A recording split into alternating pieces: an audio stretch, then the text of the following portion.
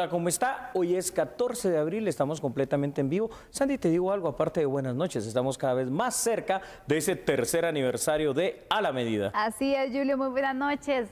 Gracias a ustedes por elegirnos y también por celebrar desde ya con nosotros nuestro tercer aniversario. El 7 de mayo cumplimos entonces 3 años y estaremos pues haciendo un programa especial, así que usted siga siempre pendiente de nuestras emisiones. Yo imagino todos los arreglos de rosa, los regalos, los saludos, los pasteles, no sé, ya los estoy imaginando, fíjate.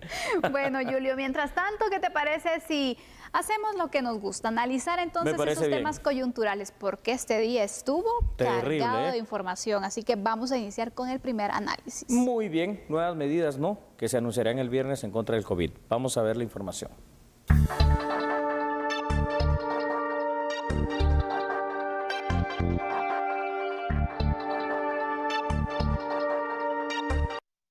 Kamala Harris, vicepresidente de Estados Unidos, anunció este miércoles una visita a Guatemala para tratar temas relacionados a la migración irregular. Ante ello, el presidente Alejandro Yamatei dijo que ven de manera positiva la reunión con autoridades estadounidenses. Yo le hice la invitación a que viniera a Guatemala, y ella quedó de que quería visitar Guatemala, visitar México, para que estableciéramos acuerdos de cooperación entre México, Estados Unidos y Guatemala en el tema migratorio. El mandatario también explicó la confusión que generaron las declaraciones de la vocera de la Casa Blanca, en donde afirmaba que Guatemala había acordado con Estados Unidos acciones en la frontera sur para frenar los flujos masivos de personas con características de migrantes. Ya fue desmentido incluso por la propia Casa Blanca. Fue una confusión de la vocera que confundió todos los términos de la reunión con Zúñiga, y no tuvimos ni siquiera que desmentirlo nosotros. Ellos mismos salieron reconociendo que la vocera había cometido un error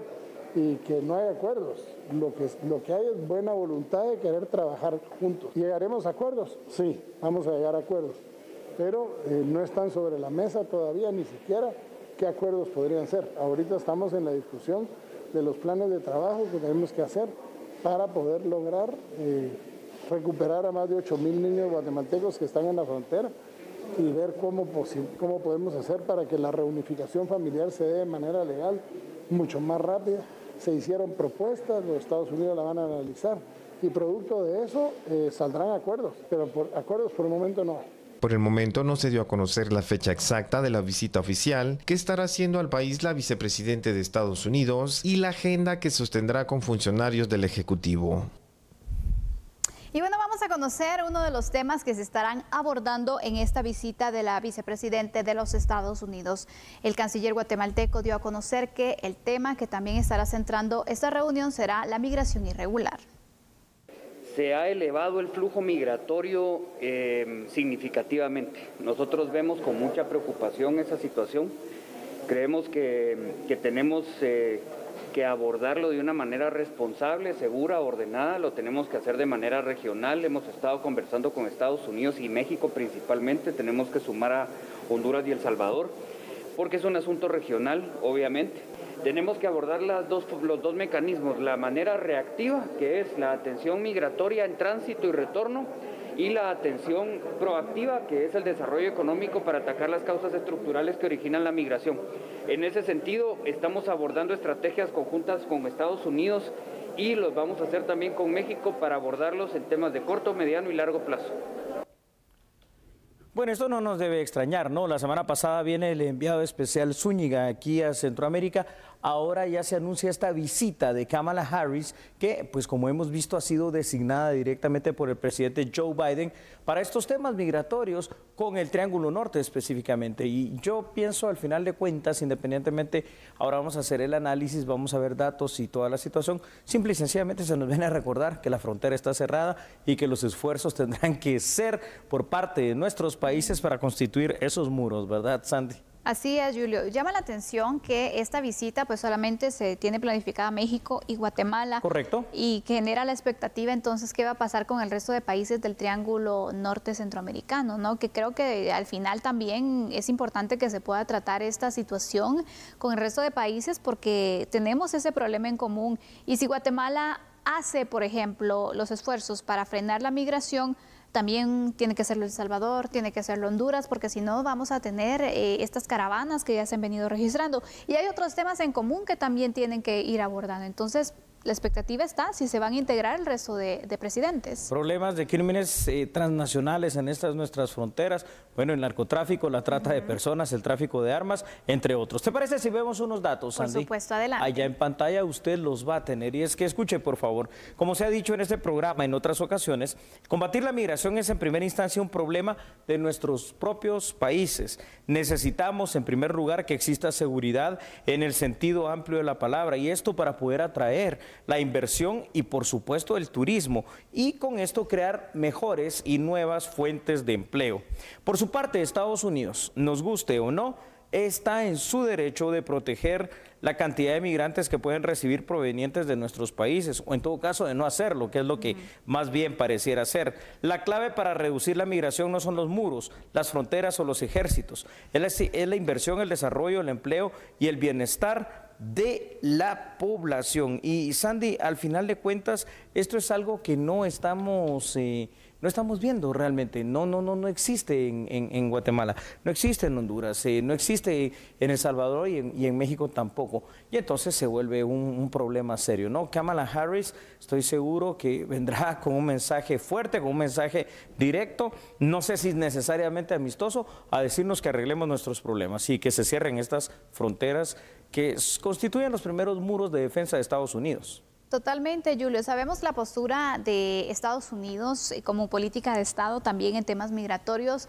pero también estos problemas que tenemos en común, que tú ya has señalado, el crimen transnacional, las estructuras, el narcotráfico, que es otro tema que también te diría interesa a Estados Unidos que se pueda combatir, y por eso también es el interés con México y con Guatemala, que Guatemala se convierte entonces en el corredor de estas estructuras criminales. Julio, ¿sería oportuno poder tratar otros temas, por ejemplo, nuevamente solicitar un TPS para Guatemala aprovechando esta visita? ¿Cómo ves tú este acercamiento que se pueda tener también? A ver, Sandy, este es un punto muy importante porque con pedir no perdemos nada. Claro. ¿Por qué? El no ya lo tenemos. Eso es seguro. Lo más que puede pasar es que algo cambie, y si no necesariamente es el TPS, pues que hayan algunas condiciones mejores, mayores cantidades de visas de trabajo en distintos rubros, no sé, alguna situación así especial, mejores tratos para nuestros migrantes, una situación más humana, una no separación de familias, algo tenemos que ganar. Pero lo que sí no ganamos es el sueño americano, eso está muy claro. ¿Por qué? Porque para Estados Unidos el tema migratorio sigue siendo una prioridad, no es una política demócrata, no es una política republicana, es ya toda una política de Estado que está construida precisamente para cerrar esta frontera sur. Recordemos que de estos países no solo es que llegan ciudadanos mexicanos, guatemaltecos, hondureños y salvadoreños, por acá entran de Sudamérica, por acá entran del Caribe, por acá entran africanos y también entran del continente asiático. Entonces es una prioridad para Estados Unidos el cerrar esta situación. Yo no creo, sinceramente, que la visita de Kamala Harris vaya a ser en los mejores términos, por supuesto guardando la diplomacia correspondiente, pero sí a los mejores términos me refiero, no tanto para brindarnos ese tipo de apoyo, sino que para ser bastante tajante en cuanto a la solicitud de que podamos hacer lo que corresponde para que ya no haya migración. Pero entonces también necesitamos otro tipo de apoyo. Entonces que ojalá venga y se nos ofrezca que las empresas estadounidenses van a venir a invertir a Guatemala. Esos polos de desarrollo y de inversiones también que necesita Guatemala, es importante que se puedan tratar como uno de los temas también, Julio, de esta reunión. En otras ocasiones, cuando se ha tenido la visita de funcionarios estadounidenses que directamente han llegado a Guatemala, se ha dado la situación también que los países como El Salvador y Honduras, los mandatarios en este caso, han coordinado con Guatemala para poder tener un acercamiento también. ¿Podría darse una situación como esta? ¿Bajo qué términos también será esta visita, Julio? En este caso no lo creo de manera muy concreta y específica. ¿Por qué? En Honduras está a punto de cambiar el gobierno. Recordemos que el hermano del actual mandatario hondureño, pues fue recientemente condenado a cadena perpetua y 30 años más en Estados Unidos. Y en El Salvador aunque no se hable mucho, hay dos incidentes diplomáticos que creo que harían imposible esta situación. El hecho de que cuando Nayib Bukele en el mes de marzo, si no me equivoco, fue a Washington, no fue recibido por las altas autoridades del gobierno estadounidense y que él devolvió la cortesía, entre comillas, la semana pasada cuando no quiso recibir al enviado especial Zúñiga. Entonces creo que ahí hay un roce de ese tipo. Exactamente. Julio, otro de los temas que también, no sé si se pudieran abordar, pero que sí es una necesidad y es una urgencia para el país, es el apoyo de Estados Unidos al tema de vacunas. Estados Unidos ha demostrado que tiene una gran capacidad para la adquisición de dosis. Así es. Podría ser un aliado también para donaciones, para facilitar también estos procedimientos y no limitarnos únicamente al tema migratorio, porque también nosotros como país debemos tener nuestra agenda, ¿no? A ver, una situación que tenemos que tener bien claro, es muy cierto lo que dices, pero el gobierno de Biden fue muy específico, es decir, esa ayuda que parece millonaria que se va a dar durante los 4 años del gobierno inicial, si es que tiene otro, Joe Biden como presidente, va a ser subdividida, es decir, no es toda para Guatemala, es para dividirla en Guatemala, El Salvador y Honduras y en las cosas que ellos dicen, porque la cooperación estadounidense es muy rígida en ese sentido.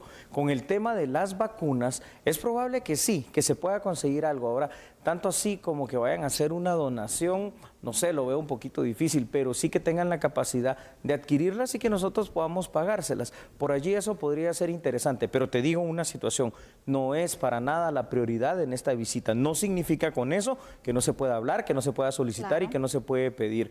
Entonces, al final de cuentas, esta va a ser una visita, creo yo, corta, express, simple y sencillamente, como lo veo, para dar instrucciones literalmente y decirnos cuáles deben de ser las pautas para seguir, para frenar y para controlar la migración. Y aparte, este anuncio se hace luego de, recordemos, unas declaraciones también un poco dudosas de parte de la vocera de la Casa Blanca, donde indicaba que pues ya se había entonces coordinado con Guatemala para el despliegue de las fuerzas de seguridad a la frontera para el resguardo de las mismas. Y lo desmiente el gobierno guatemalteco. Y lo desmiente exactamente. Un día después, entonces, este anuncio, ¿cómo interpretamos también eso? No, esto hay que interpretarlo de la siguiente manera. Es como la supuesta llamada que uno de los mejores, mayores y más famosos tabloides de Estados Unidos hizo como noticia de la llamada que le hizo Kamala Harris precisamente, o Joe Biden en este caso, directamente a AMLO allá en México, y que parece ser, según el reporte de este diario estadounidense, que no fue en buenos términos y fue para hablar, entre otras cosas, de la migración, es decir, frene la migración, señor Andrés Manuel López Obrador. Entonces, yo creo que esto todo sigue una instrucción, una directriz, y esta directriz ahora se nos manda a uno de los funcionarios más altos del gobierno actual estadounidense, Kamala Harris, la segunda de a bordo de Joe Biden, que la designó específicamente para eso. Y recordemos también que Kamala Harris ha destacado en su momento cuando era gobernadora y tenía también otros puestos en otros, digamos, instancias del gobierno estadounidense, por ese carácter fuerte, por esa decisión, y creo que eso también se demostró en los debates vicepresidenciales, bueno, o en el debate que hubo, y aquí no va a ser menos, ¿verdad? Va a ser una situación bastante tajante. Lo que tenemos que tener nosotros bien claros aquí en Centroamérica, número 1, la frontera con Estados Unidos está cerrada, y número 2, los responsables de brindar oportunidades, desarrollo y todo esto que se requiere aquí en nuestros países somos nosotros mismos, pero no estamos haciendo lo correcto. Exacto, Julio. ¿Qué te parece si ampliamos los datos? Sí, está muy bien. Vamos a ver otros datos, por favor, allí en pantalla, precisamente. Gracias. Y es que aquí estamos hablando de los problemas principales, ¿verdad? Y uno de los problemas principales que tenemos acá dentro de nuestros países son los que ustedes tienen ahí en pantalla, y a lo cual yo quiero agregarle lo siguiente. Se ha programado esta visita a los dos países que hoy por hoy constituyen las fronteras más lejanas en el lado sur de Estados Unidos, siendo México y Guatemala. Por supuesto que al final de cuentas Estados Unidos tiene derecho a hacer lo que quiera en el tema migratorio. Por su parte, los países del Triángulo Norte cuentan con tantos problemas estructurales y de fondo como la pobreza, violencia, falta de empleo y oportunidades, que la migración parece ser la única opción a la cual nosotros podemos acceder, porque aquí la decisión es morirte de hambre y de falta de oportunidades aquí en Guatemala, o morir en el intento hacia el sueño americano, ¿verdad? Así es, Julio. Así que hay mucha expectativa sobre esta visita y sobre los puntos entonces que se vayan a tratar también en las reuniones, el acercamiento que se tenga entre la vicepresidenta de los Estados Unidos, Kamala Harris, y pues nuestras autoridades, en este caso el presidente y el canciller guatemalteco, que seguramente también estará entonces comandando. Seguro que sí. Esta visita. Vamos a una pausa, Julio. Tenemos otras noticias y otros temas que analizar, pero después de nuestro corte comercial. Claro que sí, porque todos queremos saber sobre los temas de análisis y entre otros, no solo lo que ha pasado en la Corte de Constitucionalidad, sino cuáles serán esas medidas que se van a tomar. No lo sabemos a partir del viernes. Vamos a la pausa, ¿le parece? Somos A la Medida.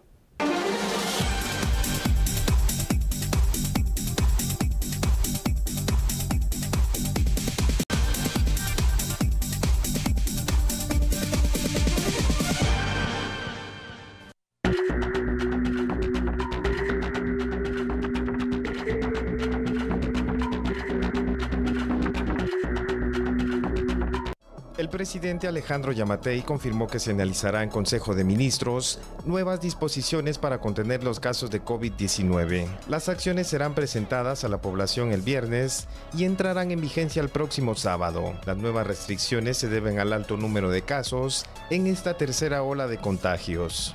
El viernes en la tarde tendremos junta de gabinete.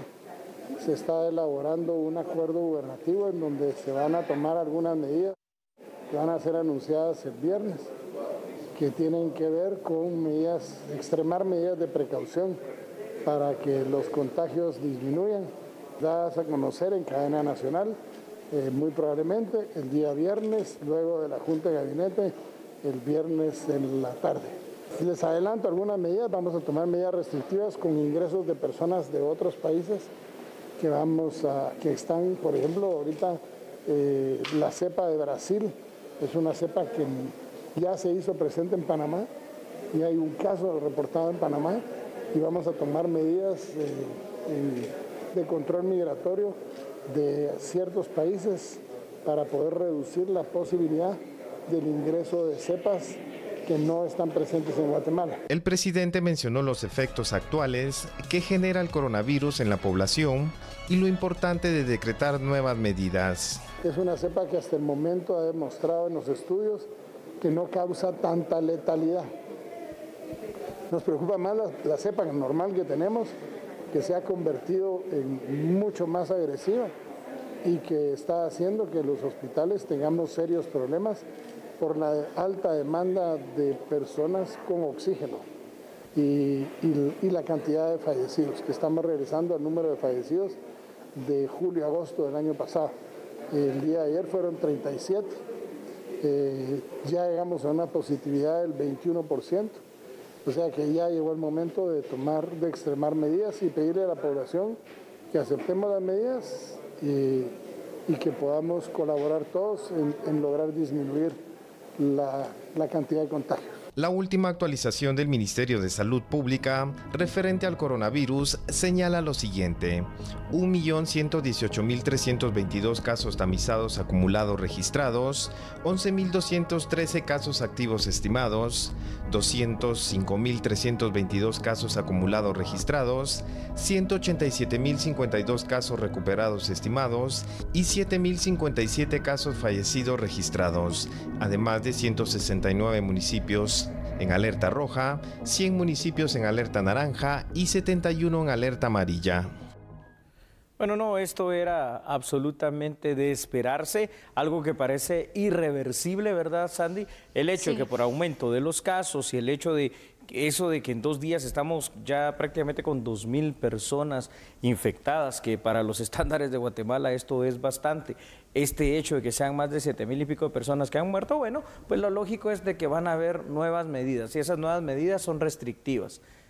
Hablamos una y otra vez, cuántas noches, cuántos análisis sobre el tema del cumplimiento de estas medidas, del peligro de la pandemia, de esta tercera ola. Y pues ahora esperaremos el viernes, ¿no? Para ver qué es lo que nos dicen, si será toque de queda, si será algún encierro total, si será no circulación interdepartamental, si será no salida del país o no entrada al mismo. ¿Qué es lo que va a hacer? No sabemos, pero ahí van a estar las nuevas medidas. De hecho, cuando se consulta sobre qué significa las nuevas disposiciones o un adelanto sobre las mismas, si está incluido el toque de queda, el presidente pues descartaba un toque de queda, pero que sí se iban a tomar ciertas medidas para poder así reducir el contagio o tratar de contener la situación en esta tercera ola de contagios, Julio.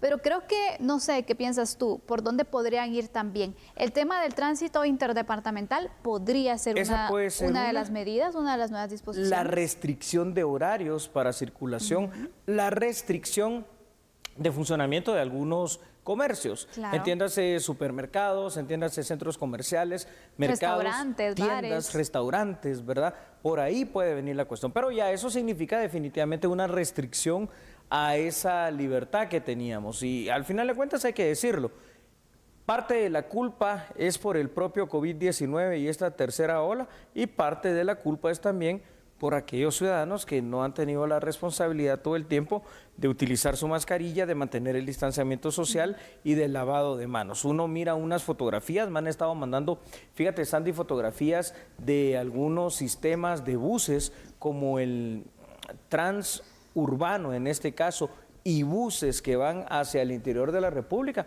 ya sin distanciamiento, completamente lleno, como que si no pasara nada. No, y esto lo ves también, Julio, coincido contigo, con los operativos que hacen las autoridades. Así es. La DGT esta semana llevó a cabo un operativo en la calzada Roosevelt donde impuso varias multas porque no se estaban cumpliendo con el tema de las medidas de bioseguridad. En este punto, uno de los principales fue el aforo, es decir, el número de pasajeros que es permitido según la capacidad de las unidades del transporte colectivo. Entonces, vemos que el relajamiento existe hasta en el transporte público y es un gran peligro, Julio. Es un gran peligro y existe también en otro tipo de aforos, porque recuérdate que el fin de semana hubo una fiesta, bueno, saber cuántas pues, pero al menos una fiesta clandestina también en esta área que tú dices, en la cual fueron capturadas o aprendidas varias personas. Entonces, uno positivo de COVID-19. Entre otros que saber a cuántos más, ¿verdad, Sandy? Ya de haber infectado. Esto pasó lo mismo en las playas, todavía estamos viendo los efectos de Semana Santa, obviamente estamos en el tiempo de incubación y esto ha pasado en todo sitio y en todo lugar. Y parece que corre y va de nuevo y que contrario a ir mejorando podemos ir empeorando nuevamente.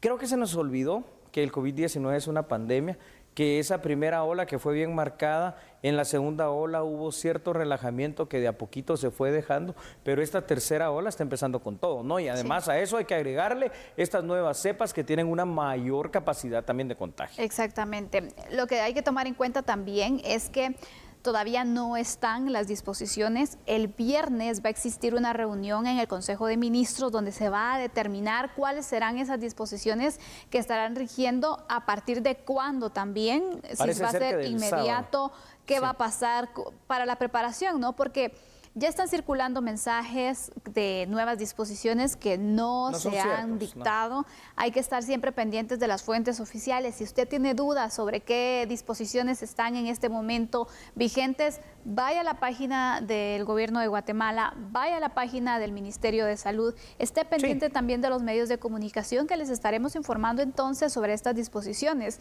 No se vaya a alarmar porque también algunos piensan, bueno, va a haber toque de queda el fin de semana, nos vamos a comprar y abastecernos y va a ser una locura. No, espérese todavía porque no sabemos qué es lo que va a pasar. Sí, porque ahí entonces vamos a hacer eso, ya con esto vamos a concluir, vamos a crear ese pánico colectivo, esa locura, a abarrotar mercados, a abarrotar tiendas, a abarrotar todo y resulta que de pronto no van a ser esas las medidas y vamos a facilitar ahí una vez más los contagios. Como sea, hay que esperar para este viernes cuáles serán esas nuevas medidas, pero por supuesto, y esto hay que esperarlo, Sandy, estas nuevas medidas, aún descartado el toque de queda, van a traer restricciones, evidentemente.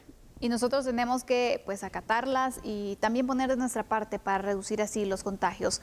Hoy más de 1,800, ayer más de 2,000 casos positivos. Bueno, estamos rompiendo récord. Exactamente, así que por favor a cuidarnos mucho. ¿Qué te parece si vamos a la pausa? Sí, vamos a la pausa y sigamos hablando de otro tema que por meses ha sido tema y que bueno, ahí está, ¿no? El tema de la Corte de Constitucionalidad, ¿te parece? Por supuesto, regresamos enseguida. No cambie, por favor, recuerde que somos a la medida.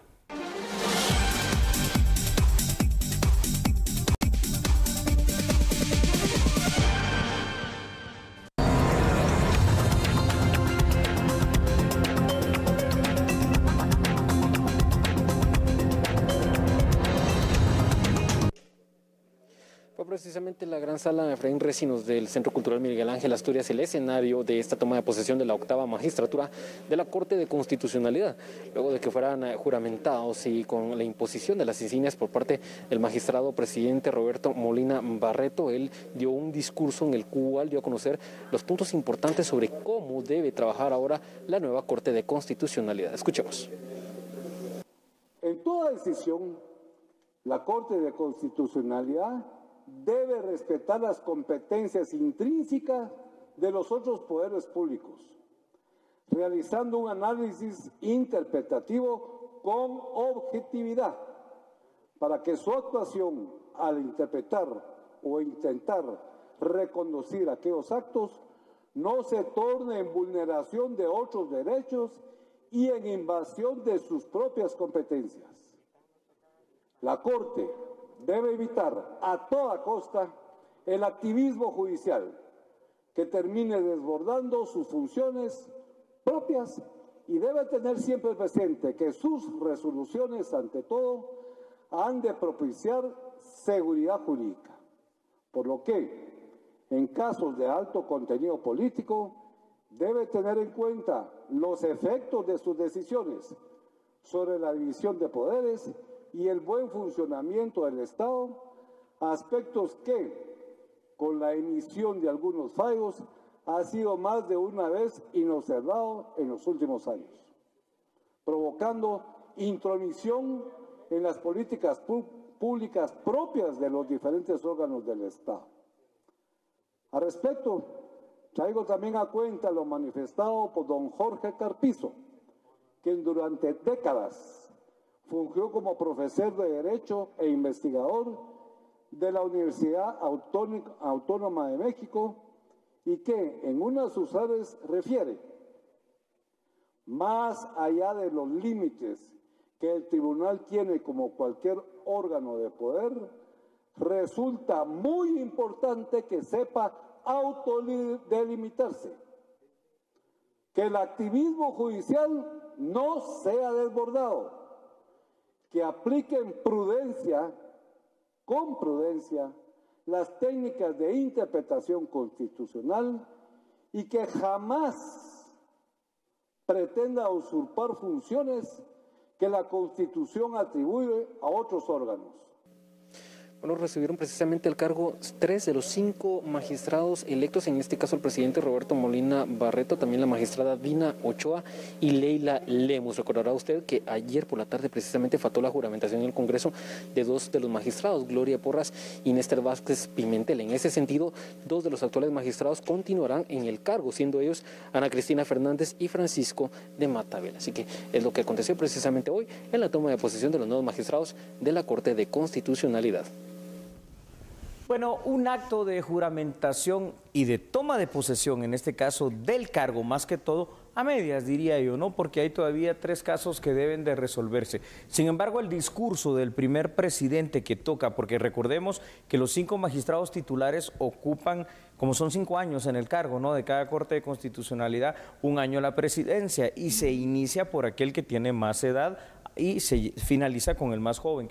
Molina Barreto creo que fue un discurso bastante sensato, bastante sano, llamando a la objetividad, llamando a que se olvide este concepto que hemos tenido en los últimos años de que CC significa Corte de Constitucionalidad y no Corte Celestial, y de que de alguna manera todos estos preceptos jurídicos que salgan de allí sean completamente apolíticos, sean realmente cuestiones objetivas y que sean de beneficio, sobre todo para la defensa de la Constitución. Eso es lo que esperamos, ¿no?, de la Corte de Constitucionalidad esta y cualquiera que sea. Exactamente, Julio. El discurso que daba entonces el presidente de la Corte de Constitucionalidad buscaba eso, respetar la soberanía, actuar entonces en defensa de la Constitución política de la República, que ese es el trabajo principal y que no se pierda esa función, era parte del llamado. Molina Barreto, recordemos, es la 3ª vez que es presidente de la Corte de Constitucionalidad. Esa experiencia, pues bueno, también podría tener exactamente algún resultado, Julio, pero sobre todo hay mucha expectativa y mucha esperanza que la Corte de Constitucionalidad pues pueda cambiar la imagen que generó entonces la última magistratura, que pueda viabilizar también distintos temas que están ahí rezagados, que ya llevan mucho tiempo, y hablo entre uno de ellos, la elección de los magistrados de salas de apelaciones de la Corte Suprema de Justicia, que urge también que se le dé ya claridad a ese tema, qué va a pasar, porque el tiempo pasa y pues no vemos nada claro, ¿no? Sí, Sandy, yo espero que esta octava magistratura de la Corte de Constitucionalidad pues sea jurídica, sea analítica, sea ecuánime, sea justa y de alguna manera le empiece a darle importancia a los temas que son importantes como este que tú acabas de mencionar. ¿Qué te parece si analizamos entonces con unos datos para poder verificar así la situación con esta toma de posesión? Ya tenemos entonces por lo menos a la mayoría de magistrados que fueron electos titulares y suplentes en la Corte, aunque quedan pendientes también algunos. 3, ¿verdad? Tal y como lo establece la Constitución Política de nuestro país, el día de hoy fueron juramentados, tomaron posesión del cargo los magistrados de la octava Corte de Constitucionalidad. Solamente se dieron las audiencias de los magistrados titulares y suplentes designados por el Consejo Superior Universitario y del que fue electo por la Asamblea del Colegio de Abogados y Notarios de Guatemala. En ambos casos, bueno, se está pendiente de la resolución final de los recursos que ahí están, lo cual a tenor de la ley de amparo hace, o mejor dicho, en este caso hizo imposible, la juramentación de estos profesionales del derecho. Por tercera vez, el licenciado Molina Barreto, tal y como tú lo indicaste, Sandy, asume una de las magistraturas titulares de la Corte de Constitucionalidad y toca, en este caso, por cuestión de edad, fungir como presidente 2021-2022, que esperamos que al final de cuentas con esa experiencia de estas 3 magistraturas, con esa experiencia propia de la edad y con esa experiencia propia del conocimiento del derecho, sepa rescatar en esta transición de una corte hacia otra esa credibilidad, esa situación jurídica que debe demandar y que debe mantener ante todo la Corte de Constitucionalidad, sin interferir en las decisiones de cada uno de los 3 poderes de Estado, que por eso es que son poderes. Recordemos que el Estado de Guatemala está basado en esa república presidencialista, poder ejecutivo, poder legislativo, poder judicial, con presidentes en cada uno de ellos. Hay en el presidente, en el organismo judicial, encontramos la Corte Suprema de Justicia y hay un tribunal especial que en este caso para cuando lo crearon los legisladores de la Asamblea Nacional Constituyente decidieron ponerlo en un órgano aparte, pero en otros países simple y sencillamente constituye una cámara más, como las 3 cámaras que funcionan en la Corte Suprema de Justicia.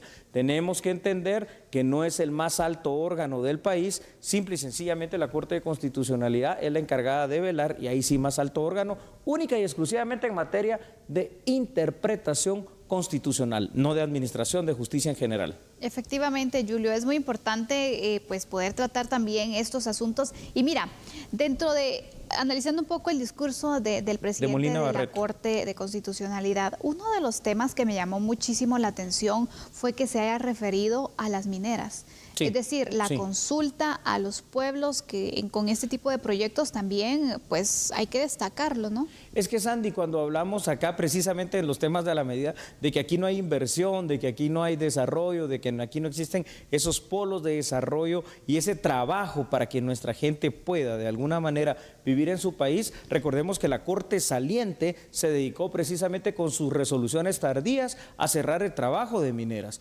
Yo no estoy diciendo que no deban de hacerse las consultas a los pueblos, hay que hacerlas, claro, ¿verdad? Es una cuestión que está consignada hasta en ese convenio 169. Lo que sí estoy diciendo, y ahí usted tiene los ejemplos claros, latinoamericanos, Chile, Bolivia, Perú, con el tema de la minería bien hecha, bien controlada, han logrado desarrollarse, pero Guatemala lo que ha hecho es ahuyentar el tema de la minería. Sí tenemos que ser también más cuidadosos, ¿verdad? Porque también aquí en el tema de las mineras no es solo darles la licencia, que nos den nada realmente como regalías, tenemos que recibir unas regalías importantes. Hay que regular ese tema. Regular ese tema y por supuesto cuidar el medio ambiente. Si eso se hace, hombre, las mineras son fabulosas, es una creación de trabajo. Totalmente, y es uno de los temas que también ha llegado mucho a la Corte de Constitucionalidad para amparos y distintos recursos que se han interpuesto, en los cuales también pues tienen que dar una respuesta apegados a la legislación vigente. Así es. Julio, ¿ampliamos los datos? Sí, vamos a ir terminando este tema con los datos que le proyectamos ahora en pantalla para que usted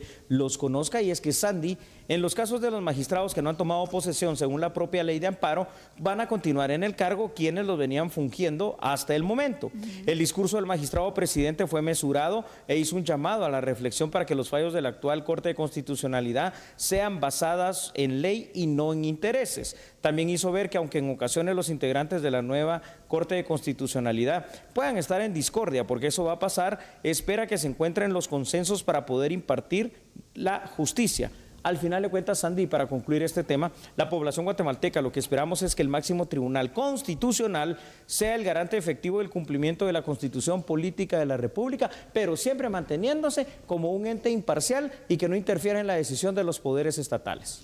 Así es, Julio. Eso es lo que se espera de esta magistratura, pero cuando se inicia entonces, sin estar plenamente integrada, lo digo en función que pues hay 2 magistrados titulares que todavía no han asumido el cargo. Hay 2 entonces procesos que se tienen que ir resolviendo. Entonces, ¿cómo podemos tomar también esta magistratura, Julio, cuando todo lo que se esperaba es que todos los magistrados que fueron electos, titulares y suplentes, tomaran posesión y que pudieran marcar también una diferencia en cuanto a las integraciones, ¿no? No inició bien, esperemos que en el camino y sobre la marcha esto vaya cambiando, pero esperemos las resoluciones de esos recursos de amparo. ¿Te parece si vamos a la pausa? Pero regresando, tenemos otras noticias para usted. Por favor, siga con nosotros. Así es, siga con nosotros. Nosotros somos A la Medida.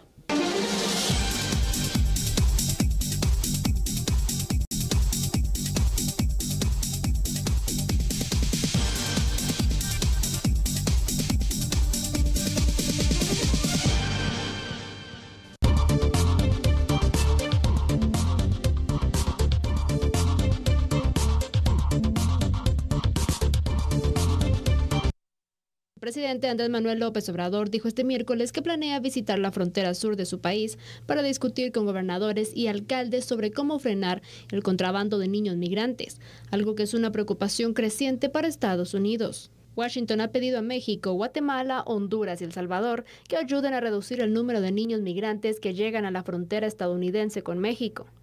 Esta semana el gobierno de Joe Biden dijo que había alcanzado acuerdos con esos países de usar soldados para combatir el tráfico de migrantes. El paso fue criticado por defensores de los derechos humanos y de los migrantes, que dijeron que dificultaría la situación de personas que buscan protección internacional. López Obrador expresó el deseo de proteger esos derechos. Es el motivo de los esfuerzos de México para frenar el flujo de niños migrantes.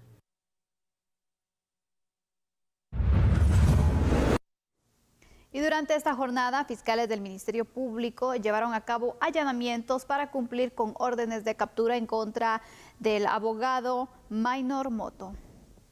Este martes 13 de abril venció la excedencia que el abogado Maynor Mauricio Moto Morataya le solicitó al Consejo de la Carrera Judicial el pasado 26 de enero para asumir como magistrado titular de la Corte de Constitucionalidad. El profesional de derecho no asumió su cargo en la CC debido a varias acciones legales presentadas en contra de su participación y juramentación en el Congreso de la República. Este 14 de abril, Moto Morataya tenía que presentarse en el Juzgado Tercero de Primera Instancia Penal. Sin embargo, 2 fiscalías del Ministerio Público realizaron cateos, vigilancias y se implementaron puestos de registro en varias sedes judiciales, incluida la sede del Consejo de la Carrera Judicial, para ejecutar 2 órdenes de aprehensión. Una en el caso Comisiones Paralelas 2020 y en el proceso Libramiento de Chimaltenango. El ente encargado de la persecución penal informó que los resultados de los operativos para detener al abogado fueron negativos. Los últimos 2 amparos que presentaron los abogados defensores de Moto fueron asignados a la Sala Primera de la Corte de Apelaciones para casos de mayor riesgo. Dicha sala pidió al juzgado que emitió la orden de captura en el caso Comisiones Paralelas 2020 emitir un informe en 48 horas en el cual debe explicar el estado del expediente de Moto Morataya. Además, el ex juez presentó al Consejo de la Carrera Judicial una nueva solicitud de excedencia. En esta oportunidad, el permiso para dejar de prestar el servicio de juez. Es por tiempo indefinido. Siempre en el ámbito judicial, una sala de mayor riesgo resolvió el día de hoy separar del caso La Línea, conocido porque es un caso de defraudación aduanera, a la jueza María Eugenia Castellanos Cruz. Así que por favor veamos la información aquí en A la Medida. Hace un año se suspendió en el Tribunal B de mayor riesgo el inicio del juicio por defraudación aduanera La Línea. El Ministerio Público, al dudar de la imparcialidad de la juez vocal 1, María Eugenia Castellanos Cruz, pidió su separación del proceso a través de una recusación en su contra. A criterio de la Fiscalía a cargo del caso, existe un conflicto de intereses. El yerno de la juzgadora Castellanos Cruz, Alan Castro, fue mandatario judicial de la acusada y ex vicepresidenta Roxana Valdetti. La juzgadora también figura en el listado de personas sospechosas de haber visitado al reo Gustavo Lejos cuando estuvo internado en un hospital privado en la zona 2 de la ciudad. Los magistrados de la Sala Primera de la Corte de Apelaciones para casos de mayor riesgo, después de analizar que Castellanos Cruz sea separada del caso La Línea y el pronunciamiento de los abogados defensores, quienes pidieron que se rechazara la recusación del Ministerio Público, resolvieron que María Eugenia Castellanos Cruz no siga conociendo el proceso por defraudación aduanera. Y por lo tanto se debe designar a otro juzgador para que conozca, y en consecuencia la juez María Eugenia Castellanos Cruz, juez vocal del Tribunal Primero de Mayor Riesgo del Grupo B, no debe continuar conociendo dentro del proceso. Los magistrados informaron que, basados en un listado proporcionado por el Consejo de la Carrera Judicial, la nueva jueza que conocerá el juicio del caso La Línea será Adriana Beatriz Martínez Santillana. Este 16 de abril el proceso cumplirá 6 años desde que se ejecutaron las órdenes de captura. A la fecha, ningún acusado ha sido juzgado y declarado culpable o inocente en un tribunal de mayor riesgo. Y ahora, cambiando un poco de tema, a partir de este jueves a las 0 horas, Gloria Patricia Porras, quien era magistrada de la Corte de Constitucionalidad, pierde su inmunidad. Tras no recibir juramento en el Congreso de la República para magistrada a la Corte de Constitucionalidad, la abogada Gloria Patricia Porras pierde su inmunidad. Entonces, ¿qué pasará con la comisión que analiza la solicitud para retirarla ante juicio? Es lo que explica el diputado Álvaro Arzú. Bueno, ella como magistrada de la Corte de Constitucionalidad goza del derecho de antejuicio. En este caso, en el momento en el que ella cese en su cargo a partir del día de mañana, obviamente ya no goza de ese derecho de antejuicio, por lo que la comisión pesquisidora ya no pudiera continuar conociendo el caso específico de ella. Así es que hasta que no se le juramente a la magistrada Porras para el nuevo periodo de la Corte de Constitucionalidad, ella ya no goza de ese derecho ante juicio y por lo tanto la comisión no puede seguir indagando sobre el tema específico de ella. No solo detenido, sino que ya no tiene sentido, porque obviamente ella ya no goza de ese derecho ante juicio. Sin embargo, la comisión pesquisidora aún debe indagar sobre la solicitud de antejuicio presentada en contra del magistrado José Francisco de Matavela, que continuará en el cargo mientras que el nuevo magistrado titular asuma. El magistrado de Matavela va a continuar en el cargo, por lo que la comisión pesquisidora sí debe de continuar conociendo las diligencias de antejuicio en contra del magistrado de Matavela. En otro tipo de informaciones, autoridades del Ministerio de Desarrollo Social entregaron raciones de alimentos a los ancianos del asilo San Vicente de Paúl. La entrega consiste en 7,000 raciones de alimentos para los ancianos que se encuentran en el hogar San Vicente de Paúl, en donde recientemente se ha registrado un brote de casos de COVID-19. Los alimentos son deshidratados y contienen la cantidad de proteínas y calorías para la adecuada nutrición de las personas de la tercera edad. 1,000 libras de alimentos que consisten en alimentos deshidratados que prácticamente se traducen en 7,000 raciones de alimentos, de diferentes tipos de alimentos, pero sobre todo lo importante es que vienen estos alimentos fortificados con nutrientes y calorías que garantizan la calidad nutricional de estas dotaciones de alimentos y esperamos que sea de ayuda para ellos. Son alimentos deshidratados que tienen pues nutrientes, viene arroz con chorizo, arroz con frijoles, lentejuelas, comida que de hecho se adapta bastante bien para las características de las personas que están en esta institución, que pues son básicamente ancianos y ancianas. Entonces son alimentos que son fácilmente digeribles para ellos, fácilmente comestibles para ellos y sobre todo que vienen con capacidades y características nutricionales muy importantes que creo que les van a ayudar y a servir muchísimo. El MIDES realizó la entrega por medio del Fondo de Desarrollo Social. Anteriormente, a través del Programa Temporal de Apoyo Alimentario, se entregaron raciones a este hogar. Que descanse y por favor siempre cuídese. Lo esperamos mañana a las 9 de la noche. Así es, buenas noches y hasta mañana. Nos vamos, pero regresamos. Chao.